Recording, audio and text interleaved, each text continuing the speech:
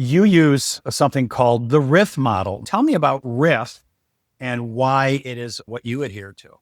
Part of the reason I think that we get stuck when we look at the future is we don't know whether or not we should be optimistic or pessimistic. And it really depends on who we hang out with, right? What news sources we might read. One day we get thrilled, the next day we get really scared. And so we just stay frozen. Again, I'm trying to unlock capacity, I'm trying to get people to move forward and move forward both with confidence and consciousness. And so at one point, even for myself, I was thinking when I go on stage and I have these conversations with people, should I be like this big, huge cheerleader for future and ignore some of the dangers, or should I be only focusing on the things that are scary?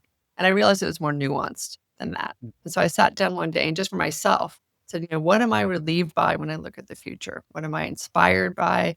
What am I frustrated by? And what am I frightened by? So it does become a quadrant map there. Once you start to do that, you start to realize certain things. People can put together a list of all the things that they're frustrated by or frightened by, and they often ignore the things that are actually really positive. To think about the fact that you can go online and learn anything you want right now.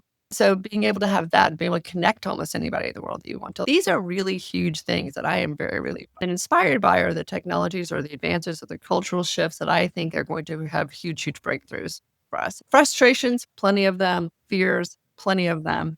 I think when you sit down and you do that kind of inventory, it hopefully creates a more balanced map and you realize my narrative needs to be more balanced.